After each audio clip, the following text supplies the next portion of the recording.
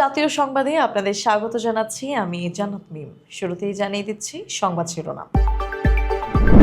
দেশের ৫৫তম ও ইতিহাসের বৃহত্তম বাজেট আজ, থাকছে নানা চমক এবং চ্যালেঞ্জ। জ্বালানি খাতে আরও সহযোগিতা বাড়াবে বাংলাদেশ রাশিয়া। লালন মাজারের সংস্কৃতির নামে অনৈতিক কাজ এবং মাদকের কারবার বন্ধের দাবি সংসদে। রহস্য উদ্ঘাটনে চিত্রনায়ক সালমান শাহর লাশ কবর থেকে তোলার নির্দেশ আদালতের। ইতিহাসে প্রথমবার ৩ দেশে ৩টি উদ্বোধনী অনুষ্ঠান সরাসরি দেখাবে বাংলাদেশের চ্যানেল।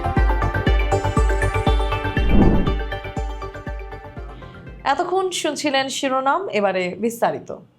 আজ বৃহস্পতিবার বিকেলে অর্থমন্ত্রী আমির খসরু মাহমুদ চৌধুরী ত্রয়োদশ জাতীয় সংসদে দেশের ইতিহাসের সর্ববৃহৎ ৫৫তম জাতীয় বাজেট পেশ করতে যাচ্ছেন।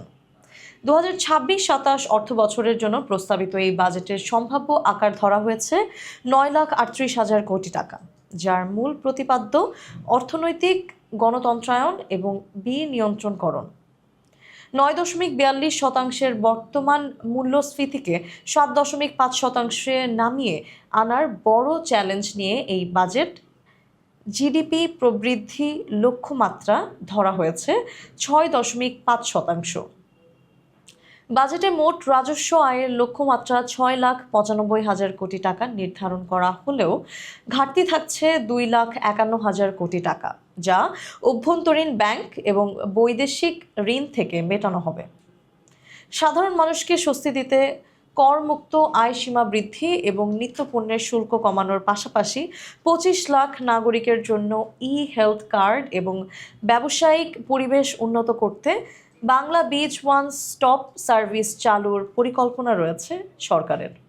তবে অর্থনীতিবিদদের মতে বিশাল এই বাজেটের ফলে বাজারে অর্থের সরবরাহ বৃদ্ধি পেয়ে মূল্যস্ফীতির ওপর বাড়তি চাপ তৈরি হওয়ার ঝুঁকিও রয়েছে।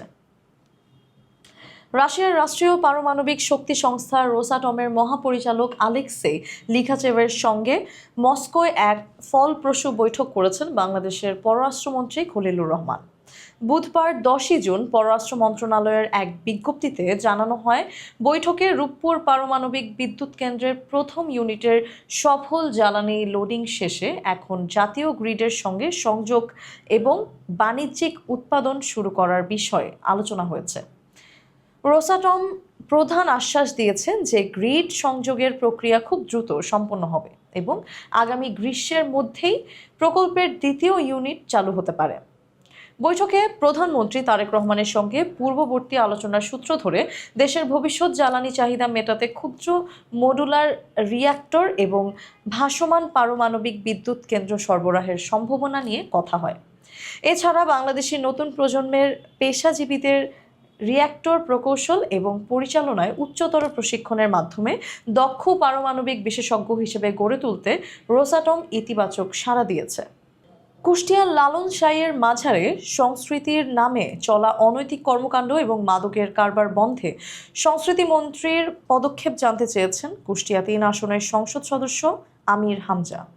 বুধবার ১০ জুন জাতীয় সংসদে প্রশ্নোত্তরে তিনি লালন মাজার এলাকাকে মাদক মুক্ত করার বিষয়ে সুনির্দিষ্ট উদ্যোগের দাবি জানান। জবাবে সংস্কৃতি মন্ত্রী নিতাই রায় চৌধুরী বলেন, শুধু লালন মাজারই নয়, প্রধানমন্ত্রীর নেতৃত্বে পুরো দেশকেই মাদক মুক্ত করার বড় কর্মপরিকল্পনা সরকারের রয়েছে। মাদক নির্মূলকে অর্থনৈতিক উন্নয়নের সঙ্গে যুক্ত করে মন্ত্রী দাবি করেন, বিগত ১৮ বছরের অন্ধকার যুগে তৎকালীন অনেক মন্ত্রী এমপি মাদক ব্যবসার সঙ্গে সরাসরি জড়িত ছিলেন এবং দেশের শিক্ষা সংস্কৃতি ধ্বংস করেছিলেন। তবে সেই অন্ধকার পরিস্থিতি অবসান ঘটিয়ে বর্তমান সরকার অর্থনৈতিক উন্নতির মাধ্যমে তরুণ সমাজকে রক্ষা করে একটি নতুন বাংলাদেশ গড়ার নবজাগরণ আনতে কাজ করে যাচ্ছে। জনপ্রিয় চিত্রনায়ক সালমান শাহর মৃত্যুর রহস্য উদ্ঘাটনে নির্বাহী ম্যাজিস্ট্রেটের উপস্থিতিতে তার লাশ কবর থেকে উত্তোলনের অনুমতি দিয়েছেন আদালত। ঢাকা মেট্রোপলিটন ম্যাজিস্ট্রেট জুয়েল রানার আদালত গত ২৪ মে মামলার তদন্ত কর্মকর্তা এবং সিআইডি পরিদর্শকের আবেদনের পরিপ্রেক্ষিতে এই আদেশ দেন। ১৯৯৬ সালের ৬ সেপ্টেম্বর সালমান শাহর মৃত্যুর পর সিলেটের শাহজালাল মাজারে তাকে দাফন করা হয়েছিল। দীর্ঘ আইনি প্রক্রিয়া শেষে ২০২৪ সালের অক্টোবরে মামলাটি অপমৃত্যু থেকে হত্যা মামলায় রূপান্তর হয়। এবং সালমান শাহর মামা, তার স্ত্রী সামিরা হক এবং প্রযোজক আজিজ মোহাম্মদ ভাই সহ কয়েকজনের বিরুদ্ধে হত্যা মামলা করেন। মৃত্যুর প্রকৃত কারণ এবং শরীরের আঘাতের চিহ্ন নিশ্চিত হতে পুনরায় সুরতহাল এবং ময়না তদন্তের এই নির্দেশ চলচ্চিত্র অঙ্গনে নতুন করে চাঞ্চল্যের সৃষ্টি করেছে। বিশ্বকাপের ৯৬ বছরের ইতিহাসে এই প্রথম ৩টি ভিন্ন দেশে মেক্সিকো, কানাডা এবং যুক্তরাষ্ট্র ৩টি পৃথক উদ্বোধনী অনুষ্ঠান হতে যাচ্ছে, যার মূল বার্তা সংস্কৃতির মাধ্যমে বৈশ্বিক সম্প্রীতি উদযাপন। আজ রাত ১১টায় মেক্সিকো সিটির আজতেকা স্টেডিয়ামে শাকিরার ডাই ডাই গানের পরিবেশনার মাধ্যমে প্রথম অনুষ্ঠানটি শুরু হবে, যেখানে প্রথম ম্যাচে মেক্সিকো মুখোমুখি হবে দক্ষিণ আফ্রিকার।